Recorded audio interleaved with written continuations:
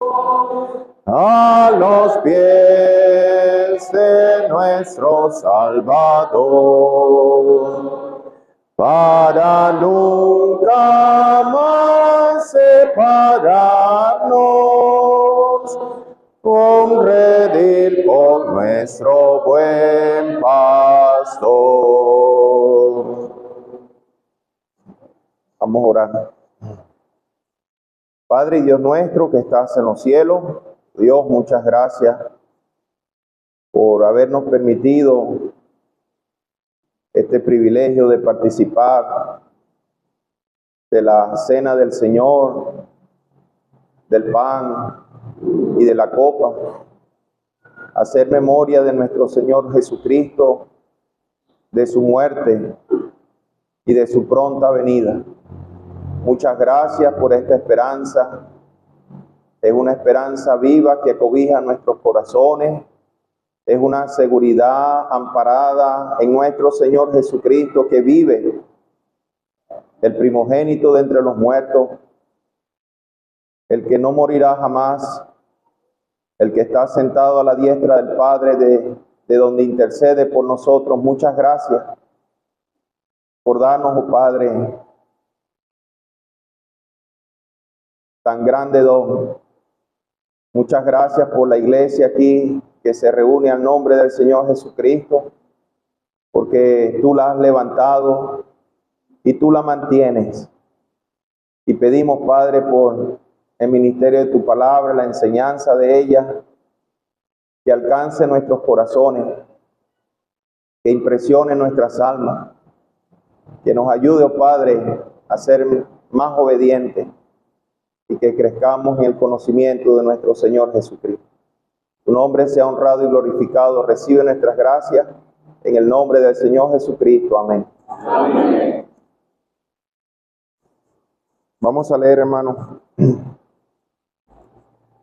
Primera de Pedro, capítulo 1.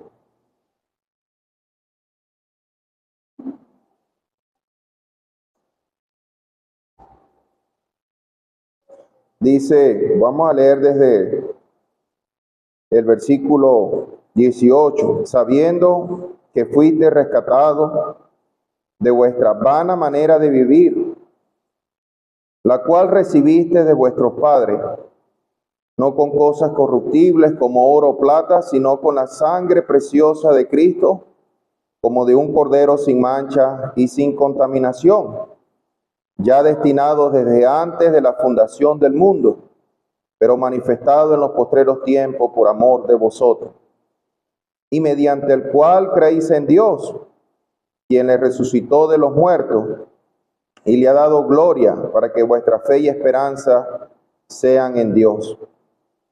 Y este es el versículo, uno de los versículos, versículo 22, habiendo purificado vuestras almas por la obediencia a la verdad mediante el Espíritu, para el amor fraternal no fingido. Amaos unos a otros entrañablemente, de corazón puro, siendo renacidos no de simiente corruptible, sino de incorruptible, por la palabra de Dios que vive y permanece para siempre. Ahora el capítulo 3, versículo 8. Finalmente, sed todos de un mismo sentir, compasivos, amando fraternalmente, misericordiosos, amigables, no devolviendo mal por mal, ni maldición por maldición, sino por el contrario, bendiciendo, sabiendo que fuiste llamado para que heredaseis bendición. Capítulo 4 y versículo 8. Y ante todo, tened entre vosotros ferviente amor, porque el amor cubrirá multitud de pecados. Hasta aquí, que el Señor bendiga su palabra. Amén. Amén. Estaba pensando, hermano, en el aspecto del amor fraternal. Somos hijos de Dios. Hemos sido engendrados no de sangre, ni de voluntad de carne, ni de varón, sino de Dios, por la simiente incorruptible, Y hemos leído en este versículo, hemos sido comprados a precio de sangre en estos versículos que hemos leído. Y hemos purificado nuestras almas por la obediencia a la verdad, al Evangelio. Tenemos almas emblanquecidas. La sangre de Jesucristo, su Hijo, nos limpia de todo pecado. Y estamos aquí, hermanos, como un solo pueblo. Lo que nosotros no antes no éramos pueblo. Ahora somos hechos pueblo de Dios. Aquí mismo, aquí en esta epístola de Pedro, somos llamados pueblos de Dios. Y aquí estamos, hermanos, reunidos, unos con otros, como ovejas de su prado. ¿Y por qué estamos? ¿Qué tenemos en común? Hemos participado en esta mañana todos de un mismo pan, de una misma copa, figura de nuestro Señor Jesucristo. Él nos ha traído, Él nos ha reunido, Él nos ha unido. Es el Señor. Y uno debe tener en alta estima, hermano, el poder yo mirar a un hermano y pensar, él es un hijo de Dios. Yo soy un hijo de Dios. Yo creí un día en el Señor Jesucristo, pero yo miro a mi hermano y veo, él es un hijo de Dios. Y eso debemos tenerlo, hermano, en alta estima. No somos nuestros. El hermano no me debe nada, yo no le debo nada. Somos del Señor. Aunque la Biblia dice, no debas a nadie nada, sino el amar a los unos a los otros. Pero somos del Señor. Y eso debe infundir en nuestros corazones, hermanos, un profundo respeto hacia nuestro hermano, hacia nuestra hermana. Cuando digo hermano, disculpe, me refiero a ambos sexos. Eso debe producir en nosotros, hermanos, un profundo aprecio, porque Él es del Señor, porque usted es del Señor, así como yo soy del Señor. Y Él nos ha redimido con su sangre, nos ha comprado. Y aquí estamos. En estos días estábamos leyendo acerca de cuando David cortó el manto de Saúl. Él llegó por detrás, estaban en una cueva y él cortó solamente un pedacito del borde del manto de Saúl. Y dice la Biblia que su corazón se turbó. ¿Sabe por qué? Porque se había metido con el ungido de Dios. Saúl había hecho lo malo. Ya Saúl iba, vamos a decir, para afuera. Saúl había escogido su propio camino, la desobediencia, pero él era un ungido de Dios. Así como David fue ungido, como fue escogido David, también Saúl había sido escogido. Así estamos nosotros aquí. Yo soy creyente, pero él también es creyente. Y David respetaba eso. David tenía temor en su corazón. Tuvo temor en su corazón de cortar solamente el borde del manto de Saúl. Él vino por detrás, sigilosamente, sin que él se diera cuenta. Estas son actitudes, hermanos, que deben hacer temblar nuestro corazón. La murmuración, hablar por detrás. Hemos dicho que el libro de Santiago señala la lengua como un mundo de maldad. Tenemos entre nuestros miembros algo muy malo, venenoso. No sé cuál es la culebra más venenosa, por lo menos allá en Santa Elena, donde vivimos en Punto Fijo, está la coralito, esa no tiene antídoto. Si es la lengua, venenosa. Bueno, David vino por detrás de Saúl, cortó su mano, se metió con él, pero su corazón se turbó. Que así seamos, hermanos, debemos ser sensibles. Aquí Aquí está hablando de que nuestras almas han sido purificadas por la obediencia a la verdad mediante el Espíritu, es de Dios, para el amor fraternal no fingido. El amor fraternal no fingido. El apóstol Pablo, él escribe a los tesalonicenses. Él dice, capítulo 4, versículo 9, pero acerca del amor fraternal, no tenéis necesidad de que os escriba, porque vosotros mismos habéis aprendido de Dios, que os améis unos a otros. Ellos lo conocían y lo sabían, así como nosotros. Hemos aprendido así como el Señor Jesucristo enseñó a sus discípulos, que os améis unos a otros como yo os he amado. Esa es la medida. Que os améis unos a otros como yo os he amado. Así el mundo va a creer. Que demostremos esa unidad como el Padre y el Hijo, que nosotros seamos uno. Pero para que esto se logre, hermano, nosotros debemos buscar el bien del otro. Porque la Biblia dice que el amor no busca lo suyo. El amor no busca lo suyo. Yo no me acuerdo si yo leí 1 de Pedro 4 y 8. No me acuerdo si lo leí. Sí lo leí. Bueno, ahí dice, y ante todo tened entre vosotros ferviente amor, porque el amor cubrirá multitud de pecados. La Biblia en Proverbios dice que fieles son las heridas del que ama, pero inoportunos los besos del que aborrece. O sea, de nada uno sirve darle aquí un abrazo, un beso y después yo le estoy echando lengua por detrás. Aquí mismo en Pedro dice, capítulo 5, versículo 14, Pedro dice, saludaos unos a otros con ósculo de amor, con aprecio. Ósculo es el beso. Puede ser un abrazo, algo que emane del corazón al ver a mi hermano.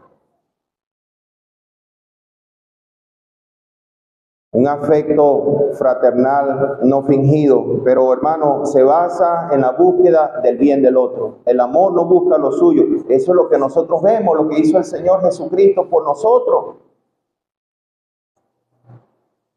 ¿Qué hemos hecho nosotros de bueno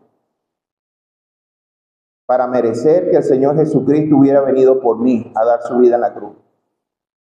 Si somos nosotros, hermano, debemos perdonarnos los unos a los otros. Cuando estemos orando, debemos perdonar. Yo aprendí del hermano Gabriel Manzano. Yo pensaba antes, hace años, cuando estaba quizás como Eliel, algunos de estos muchachos aquí, que uno debía perdonar a alguien cuando el otro venía a pedir disculpas. Bueno, el hermano Campo nos enseñaba que uno debe perdonar en el corazón, así uno no le venga a pedir disculpas. Uno debe perdonar las ofensas de otros. Y hay cosas que sí son verdad y hay cosas que no. Hay cosas que a mí me parecen que son y eso es importante, hermano, decirlo. En Filipenses hay un versículo clave, capítulo 4, versículo 8, en lo que debemos pensar. Porque el pensamiento, hermano, es lo que está antes de los hechos. Es el plan de acción, lo tenemos aquí en la mente, delante del Señor. Y nosotros debemos pensar, dice aquí, en todo lo que es verdadero. No, es que el hermano pasó y no me saludó. A mí me parece que, no, hermano, debemos desechar esas cosas. No, es que a mí me parece que, hermano, así no podemos vivir. Eso hace daño. Eso hace daño, hermano. No trae paz al corazón. Dice, en todo lo que es verdadero, en todo lo honesto, en todo lo justo, en todo lo puro, en todo lo amable, todo lo que es de buen nombre, si hay virtud alguna, si algo digno de alabanza, en esto pensar. En algo bueno, en algo que sea de Dios, en algo justo, en algo honesto, en lo que es puro, hermano. Ese es el filtro de nuestros pensamientos, un versículo clave para nuestra vida, hermano. Entonces, uno debe perdonar, uno debe soportarse con gran aprecio, porque aquí dice que el amor fraternal no fingido. Y el apóstol Pablo, él decía allí en 1 Tesalonicenses, capítulo 2, versículo 5, porque nunca usamos de palabras lisonjeras, ni encubrimos avaricia, Dios es testigo, ni buscamos gloria de los hombres, ni de vosotros, ni de otros, aunque podíamos seros cargas como apóstoles de Cristo. Antes fuimos tiernos entre vosotros, como la nodriza que cuida con ternura a sus propios hijos. Tan grande es nuestro afecto por vosotros que hubiéramos querido entregaros no solo el evangelio de Dios, sino también nuestras propias vidas, porque habéis llegado a sernos muy, muy queridos. Entonces, hermanos, uno encuentra pues que uno no debe tener segundas intenciones. En nuestra relación con nuestros hermanos no deben haber segundas intenciones, dobleces. El apóstol no usó de palabras lisonjeras, no estaba alabando a nadie, adulando a nadie. Inclusive la Biblia dice que uno tiende rey delante del que lisonjea. Oye, hermano, te felicito, te esforzaste bastante. No, hermano, eso es un daño que le hace uno a un hermano. Dele gracias al Señor por él, ayúdele, dele una ofrenda. Eso sí ayuda. Ore por el hermano, pero no esté lisonjeándolo. Ni encubrimos avaricia. No había nada de avaricia en medio de su relación. Cuán peligroso a veces, hermano, son los negocios entre hermanos, no porque sea malo, sino porque nosotros nos excedemos en la confianza. Abusamos. Eso también yo lo aprendí, hermano, yo creo que lo he dicho antes, y es sano decirlo. Son cosas sencillas, pero ayudan. Son pequeñas cosas. Yo siempre he sido comerciante, inclusive ustedes me conocieron aquí cuando yo vendía ahí en la Bolívar. Hace años, hasta cambur y plátano también vendí un tiempo de bastante escasez. Y entonces yo desde adolescente yo vendía a los hermanos cosas.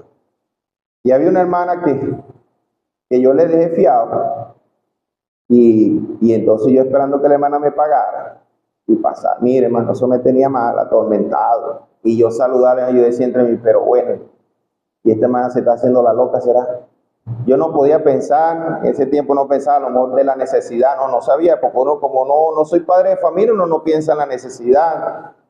Tuve que hablar con el hermano Campo, y el hermano Campo me dijo, ajá, ¿y para cuándo se comprometió ella a pagar? Ah, no hay compromiso. Ah, pero eso es lo que usted tiene que hacer, póngale fecha de pago, y si llega el día, bueno, usted con pleno derecho se acerca, porque ya ella se comprometió a eso. Y eso es así, hermano, eso es mantenernos sanos. Son cosas, ¿cómo andarán dos en el camino, dos juntos en el camino si no se pusieran de acuerdo? Y entonces si pasa el tiempo, ya uno tiene el derecho pues de hablar con la persona, de repente uno conozca la necesidad de la otra persona, las circunstancias por las que pasa. Pero hermano, las cosas no las podemos convertir en guerras, en conflictos. Hay que buscar, hermano, la paz. Aquí dice que debemos ser misericordiosos, amigables, compasivos, no devolviendo mal por mal ni maldición por maldición. Hay un versículo entre hermanos que siempre se usa, hermanos de sangre. Yo no sabía, el hermano Marco fue el que me dijo. Yo no sabía que los hermanos eran para pelear. Marco fue el que me dijo, yo no tuve hermanos de sangre. Bueno, resulta que la Biblia dice que no seamos vencidos de lo malo, que venzamos el bien, el mal con el bien. No seamos vencidos de lo malo. Entonces uno debe, hermano, bendecir, hacer el bien. Uno no debe devolver mal por mal ni maldición por maldición. Entonces aquí dice, amando unos a otros entrañablemente, hermano. Debe ser, hermano, afectuosamente. Debe ser cariñosamente. O sea, debe ser un trato, hermano, especial. Y así como el Señor dijo, así como queréis que os traten a vosotros, así debemos tratarlos a ellos. Y Efesios dice que nadie aborreció jamás su propia carne, su propio cuerpo. Uno se trata bien. Ay, qué sabroso, hermano, ¿verdad? Yo siempre digo esto porque verdad que es bueno cuando uno le dan una ofrenda, son unos zapatos, a los muchachos le dan una bicicleta, o bueno, pero la Biblia dice que mejor es dar que recibir, y la Biblia dice que de hacer el bien y de la ayuda mutua no os olvidéis, porque de tales sacrificios se agrada al Señor. Ah, pero qué sabroso es recibir, qué sabroso es que me saluden, qué sabroso es que me visiten, qué sabroso es que oren por mí cuando estoy enfermo. Y yo, eso soy yo que debo hacer. Estamos llamados a esto, a una relación fraterna, de una manera entrañable, de una manera cariñosa. Y hemos leído aquí, hermanos, en el 4 y 8, ante todo, tened entre vosotros ferviente amor, ferviente amor. Debemos cuidar nuestras relaciones. Nuestras relaciones hermanables debemos estar encima de ellas. La Biblia dice, no se ponga el sol sobre vuestro enojo, ni deis lugar al diablo. Debemos cuidar nuestra relación, hermano. No nos debe dar igual, no, fulanito, y estamos y fulanito, que se quede. A mí no me importa. Dice que el ferviente amor cubrirá multitud de pecados. Proverbios dice que el odio despierta rencilla. Inclusive Santiago dice que eso es animal diabólico, donde hay contiendas. Eso no debe ser así, hermano. Nosotros debemos cuidar nuestras relaciones. Debemos estar interesados en estar bien con el hermano, en que haya afecto, aprecio. Hermano, eso es posible. En el amor de Dios, nosotros debemos ponerlo en práctica. Muchas veces esperamos que sea el otro, hermano, pero estamos llamados nosotros, cada uno de nosotros, componentes de este pueblo de Dios, a ser practicantes de lo que el Señor nos ha mandado con ferviente amor, hermano. Debemos cuidar nuestras relaciones, debemos estar pendientes. No nos debe dar igual, nos debe interesar nuestro hermano y mantenerlo en alta estima, hermano. Qué malo es llevar una carga, un rencor, asperezas, hermano. Eso el Señor no lo quiere. Eso no es el plan de Dios para nosotros los creyentes. No, hermano. Para el amor fraternal no fingido, amaos unos a otros entrañablemente de corazón puro, hermano. Tenemos un corazón que ha sido limpiado por nuestro Señor Jesucristo. Y aún entre varones y hembras, hermano, el Señor nos ayude. Dice que a las jovencitas con toda pureza. Debe haber un respeto muy profundo del sexo femenino hacia el masculino y viceversa. De corazón puro, hermano, un corazón limpio, un corazón que está delante del Señor, libre de mala conciencia, que hagamos el bien y no hagamos el mal. Que el Señor bendiga su palabra. Amén. Amén.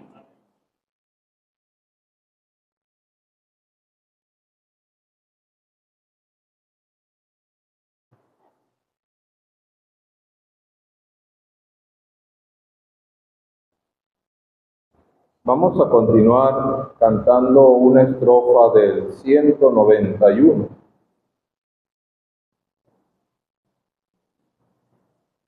La segunda estrofa dice: más prudente hazme, más sabio en él, más firme en su causa, más fuerte y más fiel, más recto en la vida, más triste al pecar, más humilde hijo, más pronto en amar. La segunda estrofa del 191. Más prudente hazme, Más sabio en él, más firme en su causa, más fuerte y más fiel,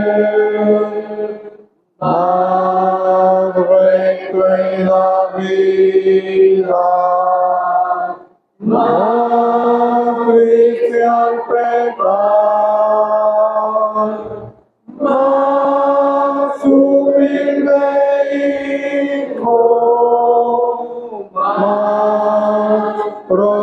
en amar.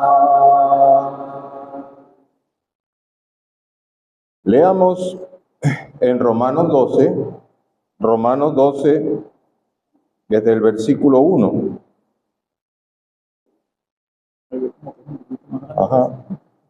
Así que, hermanos, os ruego por las misericordias de Dios que presentéis vuestros cuerpos en sacrificio vivo, santo, agradable a Dios, que es vuestro culto racional.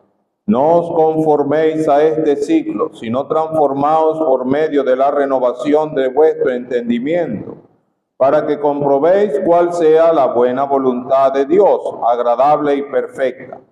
Digo pues, por la gracia que me es dada, a cada cual que esté entre vosotros, que no tenga más alto concepto de sí que el que debe tener, sino que piense de sí con cordura, conforme a la medida de fe que Dios repartió a cada uno, porque de la manera que en un cuerpo tenemos muchos miembros, pero no todos los miembros tienen la misma función, así nosotros, siendo muchos, somos un cuerpo en Cristo.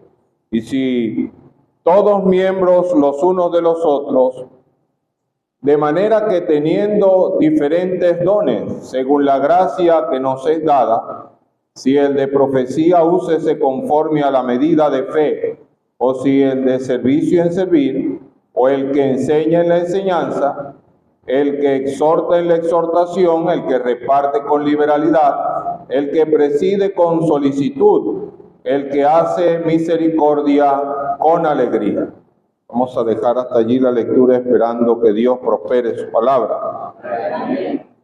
Bueno, como hemos venido tratando acá en esta sección, el apóstol viene mostrando lo que debe ser la transformación del creyente, el proceso gradual de crecimiento que cada uno debe ir produciendo a medida que permite que el Espíritu Santo obre en nuestras vidas y Él usa la palabra de Dios. Es significativo como el escritor a los Hebreos dice que el consejo de Dios fue un proceso gradual. Dios, habiendo hablado muchas veces y de muchas maneras en otros tiempos a los padres por los profetas, ahora nos habla a través de su Hijo. Y uno puede ver que todo lo que está contenido en el Nuevo Testamento tiene que ver con esa revelación del Hijo de Dios. Él instruyó a aquellos hombres. Dice que Él tomó a aquellos para que estuviesen con Él, aquellos 12, y los preparó para la obra del ministerio. Él trabajó en ellos y los fue enseñando. Y muchas de las cosas que el Señor les enseñó, ellos no las entendieron sino hasta después de recibir el Espíritu Santo. Él les dijo antes de subir al cielo que tenían que esperar y recibirían poder para poder comprender, entender todo lo que Él les había enseñado, así como Él les dijo que les daría un consolador. Vendría el consolador y Él les guiaría a toda la verdad. Ellos podían entender ya todo lo que el Señor le había enseñado, incluso conectarlo con todo lo que era el consejo de Dios que había sido revelado en el Antiguo Testamento. Allí estaba todo el consejo de Dios. Y ellos lo entendieron, lo comprendieron, lo asimilaron y lo internalizaron en sus vidas. Y empezaron a trabajar. El apóstol Pablo dice, yo no pretendo haberlo alcanzado, pero una cosa hago, olvidando ciertamente lo que queda atrás, prosigo a la meta. ¿Cuál era la meta del apóstol? Ser como Cristo, ser como Él. ¿Y cuál era el propósito del apóstol en su ministerio? Que Cristo fuera formado en aquellos que habían creído por el mensaje del Evangelio. Es eso, que Cristo sea formado. Ese es un proceso que se va gestando. Pero veíamos que Él también confirió este crecimiento y desarrollo a la iglesia. Ese es el espacio. Ese es el lugar donde todo esto se va dando. Crecemos en unidad, todos ayudándonos unos a otros. Él habla aquí de una medida de fe. Aquí no está hablando, por supuesto, de la fe salvadora, sino lo que creemos. Lo que creemos. Ayer mencionábamos las convicciones. ¿En qué creemos? En la palabra de Dios, en el unigénito Hijo de Dios. Y creemos fielmente en lo que está escrito. El hermano Alirio contaba de un hombre que le dijo: ¿cómo tiene usted seguridad de que usted es salvo? Dice que él tenía poco tiempo en el Señor, pero dijo: por la Escritura. Por la Escritura, sí. ¿Cómo sabe usted que esta casa es suya? Ah, bueno, yo tengo los papeles de la casa. Bueno, los papeles, las Escrituras dicen que yo soy salvo. Y yo creo en ello. Creo en ello. Mire, creer, la convicción clara. Yo vi una vez una entrevista que le hicieron a un creyente, una periodista le preguntaba: pero ¿cómo es que usted está seguro que Dios existe? Y dijo: porque hablé esta mañana con él y él habló conmigo. A la convicción plena. Había tenido ejercicio de oración y de la lectura de la palabra, y él dice: él habló conmigo. Mire, hermanos, leemos por costumbre o porque creemos que Dios va a hablar con nosotros cuando tomamos la Escritura. ¿Cuándo fue ese momento? ¿Verdad que hay momentos uno toma ahí la palabra, como dice allí en hebreo, penetra hasta partir el alma? Mire, así todos nosotros, al tomar la palabra, que el Señor nos abra el entendimiento para ver las maravillas de su ley, comprenderlo a Él. Pero aunque hay ese ejercicio personal particular, como dice el mismo Señor, cerrada la puerta, todo eso se va a desarrollar en la esfera de la iglesia. Ese es el sitio donde podemos trabajar lo que es el crecimiento que Dios va gestando en nosotros. Es allí, y unos a otros ayudándonos en amor. Y así todos vamos creciendo. ¿Por qué? Porque esa gracia que ha sido dada, esa medida de fe, y es interesante esa palabra medida porque es una porción dada a cada uno. Quiere decir que cuando nos unimos se construye un todo. Esa es la forma. Todos tenemos una parte de Dios en nosotros, por decirlo así. Y cuando nos unimos, dice el apóstol a los Corintios, llega un incrédulo, indocto, y por todos, dice, es convencido. No dice que es convencido por el predicador, no. Dice, de todos es convencido. Y lo oculto de su corazón se hace manifiesto, y dice, Dios está entre vosotros. Es así. Mire, cuando yo estaba muchachito, tenía 8 años, conocí a don Bruce en casa de mi tío Juan y mi tía Petra. Y bueno, saben ustedes mejor que yo cómo era él. Él agarró y me abrazó y me puso la mano así en el corazón y me dijo, este corazón tiene que ser para Cristo. A mí eso me llegó. Y me invitaron a la clase bíblica, la presentación. Y yo le había dicho hacía como 1 año a mi papá que yo quería conocer a Dios. Mi papá, como no era creyente, lo que hizo fue me compró un crucifijo. Ese crucifijo hasta se perdió en la mudanza, ni siquiera sé dónde fue a dar. Pero yo tenía esa inquietud y me metieron en una escuela donde rezaba, entonces yo rezaba. Mi abuela, como era creyente, me escuchó porque yo dormía en el mismo cuarto con ella y me decía, ¿qué estás tú murmurando ahí, muchacho? Estoy rezando, abuela, para que Dios me cuide. No, eso Dios no. ¿Usted cree que Dios es tonto para que usted le repita las mismas cosas? No. Usted tiene que hablarle del corazón. Él sabe lo que usted siente en el corazón. No le vaya a decir mentira porque Él sabe. Él lee el corazón. Háblele con sinceridad y hágalo en el nombre del Señor Jesucristo. Bueno, yo hacía como decía mi abuela, oraba, pero rezaba también por si acaso, no tenía entendimiento para nada, pero yo quería conocer a Dios. Y cuando yo llegué allí a la presentación, que entré al local y vi los cantos y vi el orden y vi todo tan ordenado, las hermanas de un lado, los hombres de otro y todo aquello, yo dije, Dios está aquí. Y yo le dije a Carlos Luis, tenemos que empezar a venir aquí. Carlos Luis estaba más pequeño, tenía como 5 años. Y dijo, sí, para que nos den regalos, dijo. Porque claro, estaban los premios allí. Y bueno, procuramos ir a la clase. Y así, bueno, empezamos a ir. Nosotros creímos, después creyeron nuestros padres. Y se dio, pero ¿todo por qué? Porque fui convencido de todo. Y así cada uno de nosotros. No es un asunto particular, el crecimiento es general.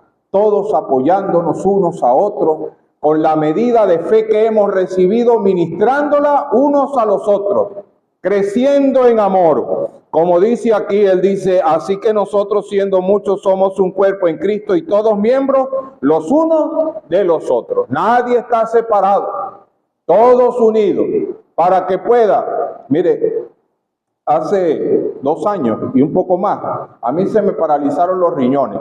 Yo no podía tomar agua, no podía comer, veía mal, tenía taquicardia, tenía de todo. Y yo le decía a Osea, que era el que me asistía, pues, Osea, pero yo creo que será el corazón, será el estómago. No, son los riñones, Marco.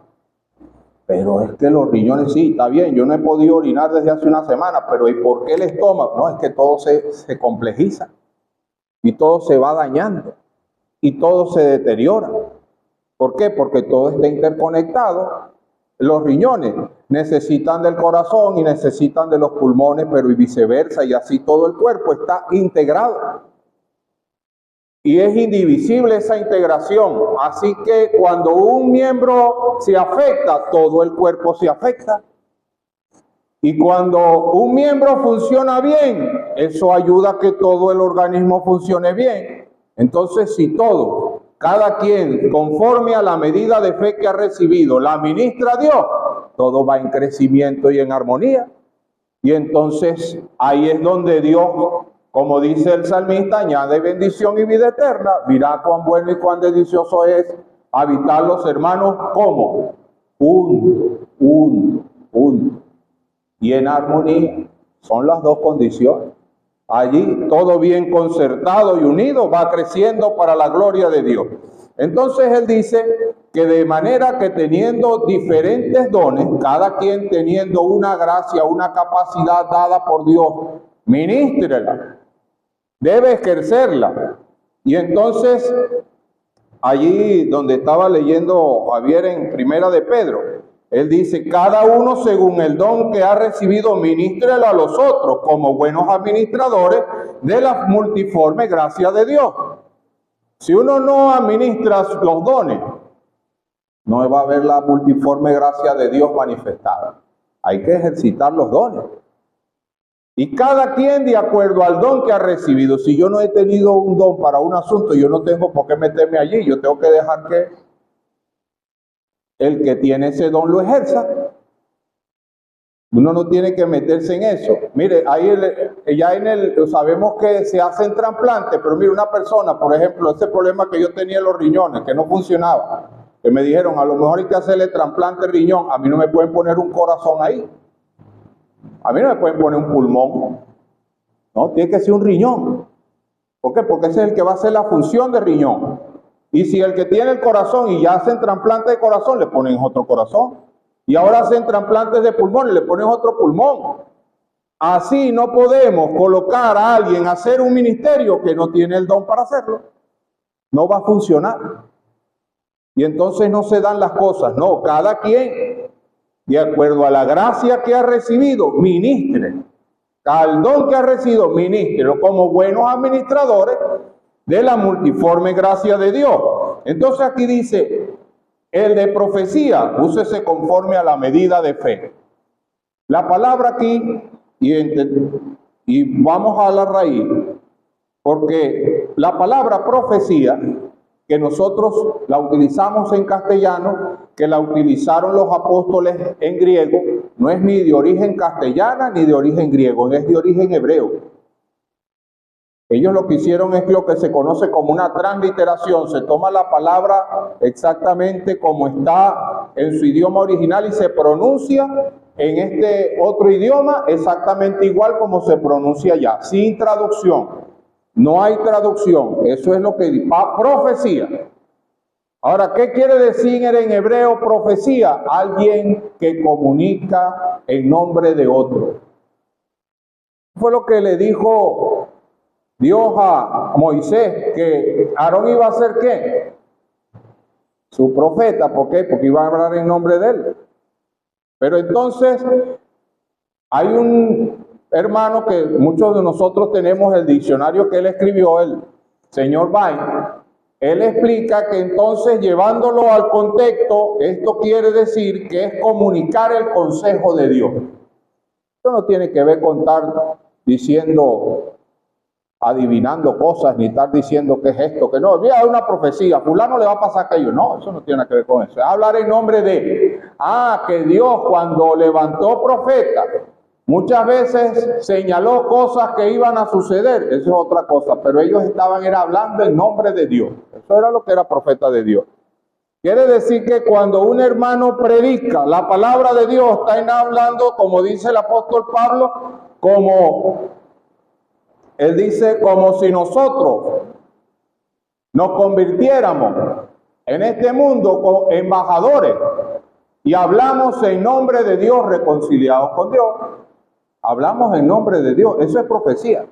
Hablar en nombre de Él, proclamar, y lo hace públicamente, lo hace en un ejercicio público. Eso es lo que quiere decir aquí profecía.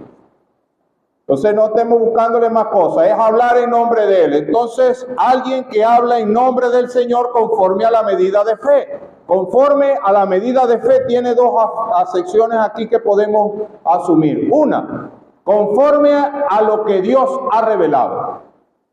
La palabra revelada. El que se pare aquí tiene que hablar conforme a lo que está aquí en el libro.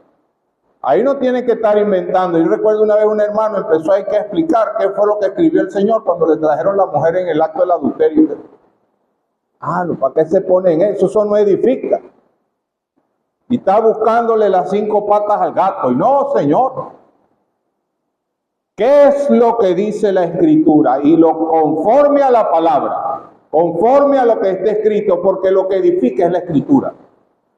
Lo que tiene poder para partir el alma y discernir los pensamientos, las intenciones del corazón es la palabra de Dios.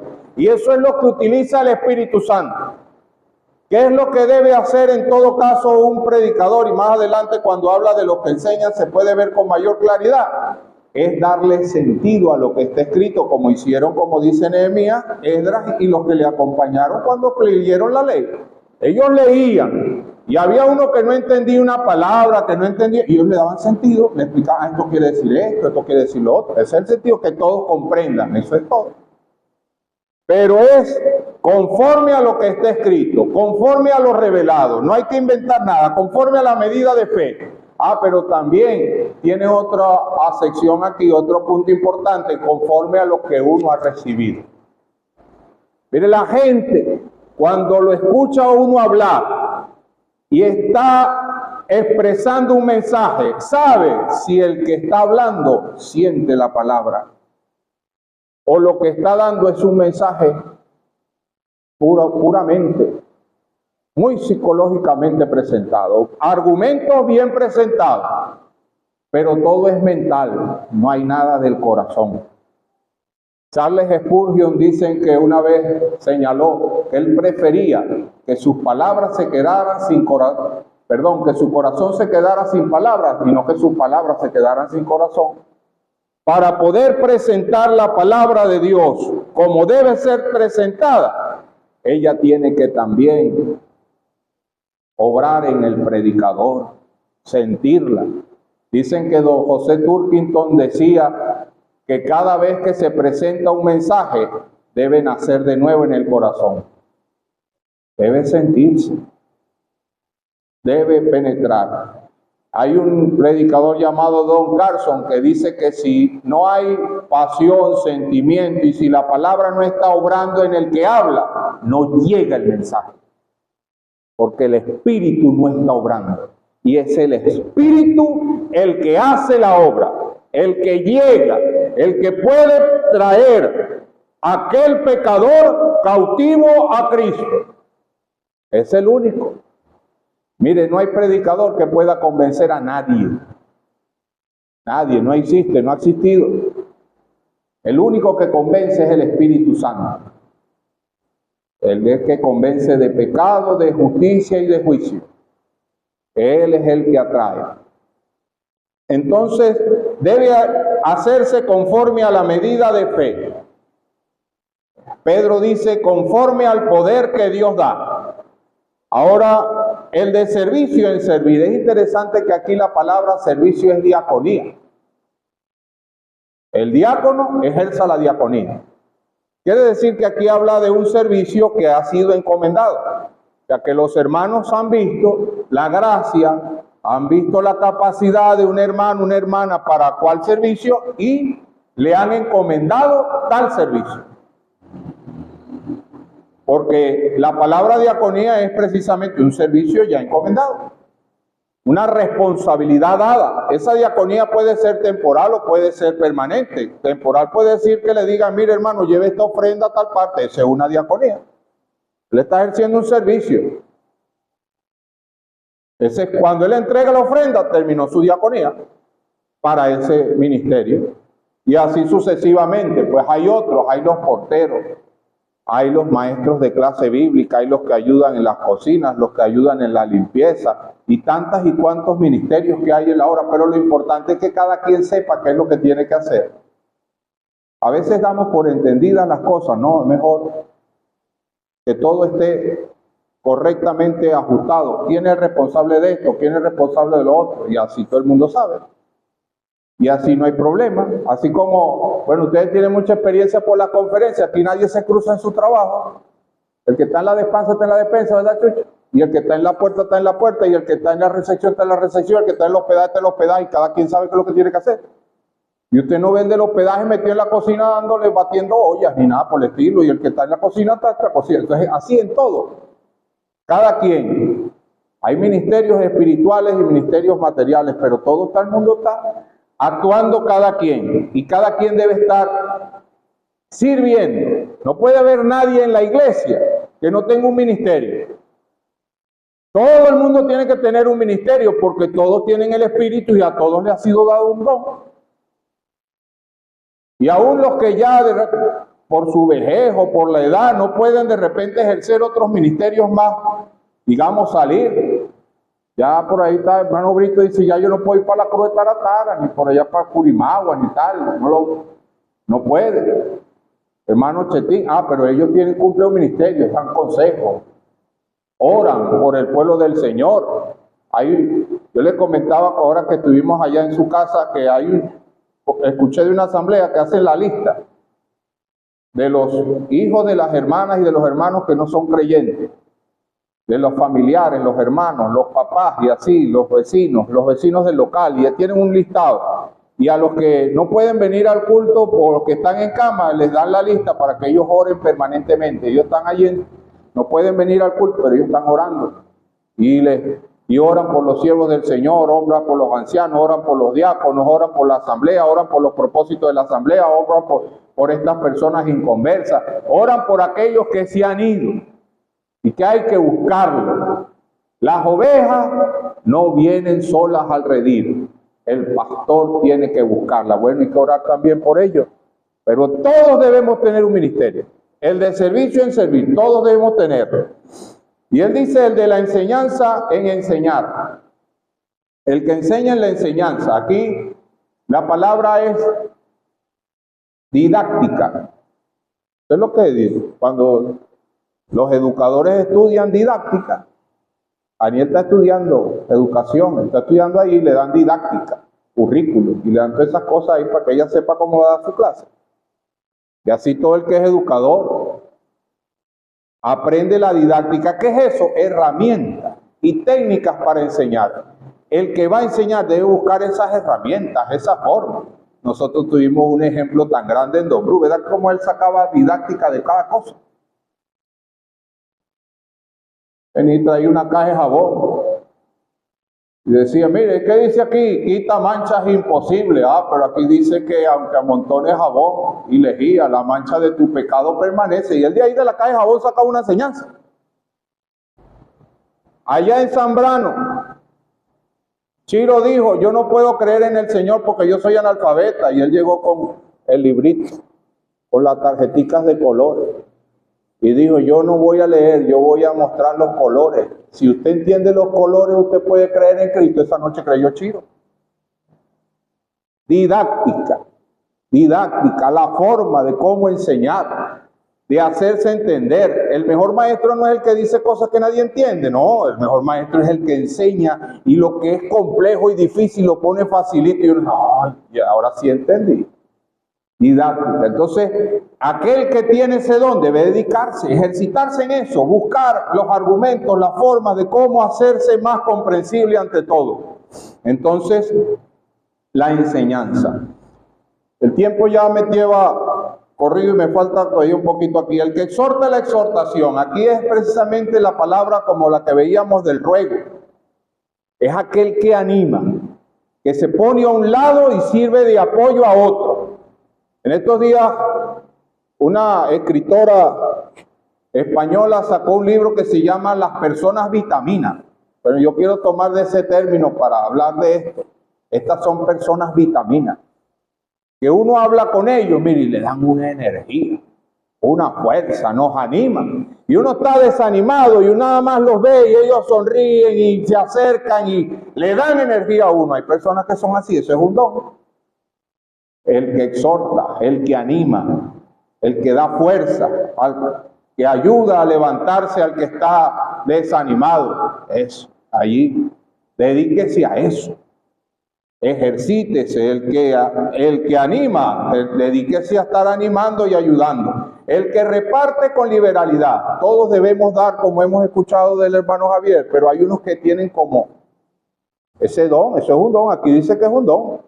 Dan con más liberalidad. Aquí liberalidad nos habla de que lo hace con sinceridad, sin disimulo. Ese no es para que lo vean. Ese da sin que nadie sepa. Y lo hace con plenitud de gozo de estar dando. No lo hace retrechando. Bueno, voy a tener que dar esto porque bueno. No. Liberalidad. Él lo hace con prontitud. Y lo hace con satisfacción, con gozo. Pero él también habla aquí del que preside con solicitud. Aquí es interesante esta palabra presidir porque quiere decir el que se pone adelante. El que se pone adelante. ¿Sabe que yo tenía un tío que era pastor de ovejas? Y él tenía sus cabras también, pero había una particularidad. Las cabras él se paraba en la puerta del corral y empezaba a jopear y las cabras llegaban solas y se metían. Las ovejas no, él tenía que buscarlas. Y él se colocaba adelante del rebaño. Y él me decía, póngase usted atrás y me avisa si alguna se aleja. Y él iba jopeando, que llaman allá. Yo no sé si aquí le dicen igual. Él le dice igual, él iba jopeando ahí. Y las ovejas oían la voz y le seguían. Y ahí entendí esa escritura. Mis ovejas oyen mi voz y me siguen. Yo intentaba hacer la voz de mi tío y buscaba imitarlo. Nada, a mí no me seguían. Es que yo no era el pastor. Ellos siguen, es la voz del pastor. Él se pone adelante y le sigue. Aquí el que preside es ese, el que va adelante. Pero ¿sabe usted? Para que le sigan hay que ganarse la confianza de la oveja. Con qué ternura, con qué cuidado. Él podía, para mí yo veía hace poco ovejas todas igualitas. Me decía, aquella parió tal día, esta no sé qué, esta no sé cuál. Él las conocía. Con detalle, pero tía, pues si todas son pardas con el pecho negro, no, son distintas. Esta tiene esto, esta lo otro. Las conocía. Conocer cada oveja, sus cualidades, sus características, su carácter. A esta la trato así, a este le hablo así, a este le hago trato para acá, a esta hay que de esto. Cada uno. con ese cuidado.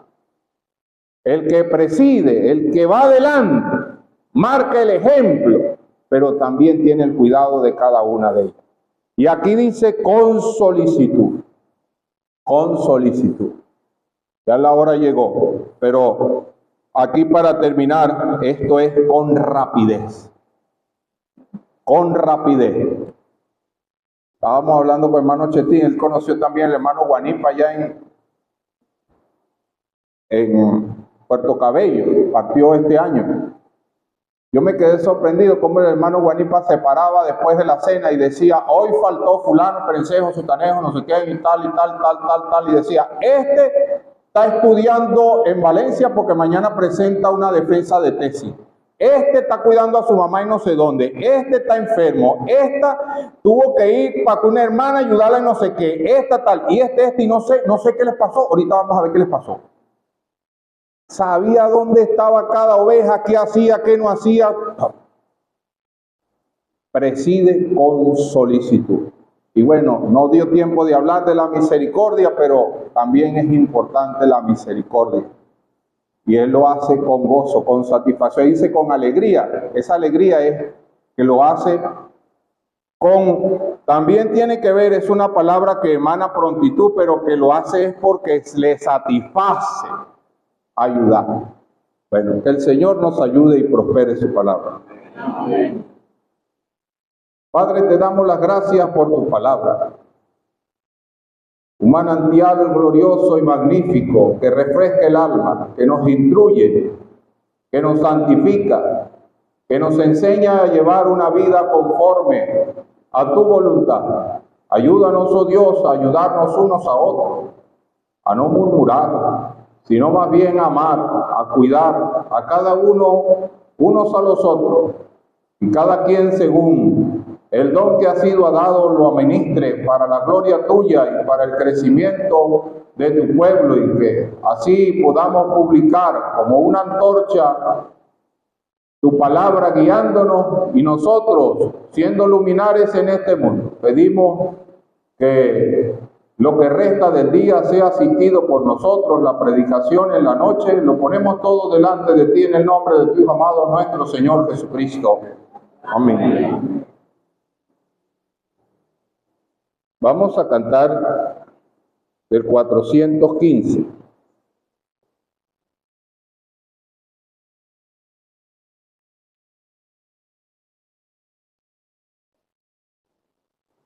Vamos a cantar la segunda estrofa del 415.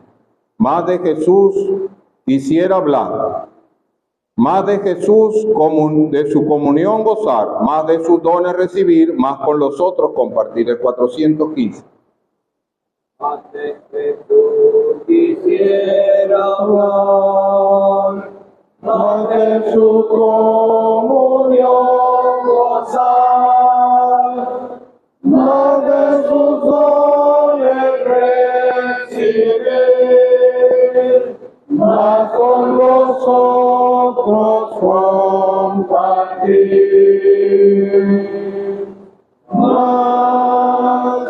Más de Jesús, más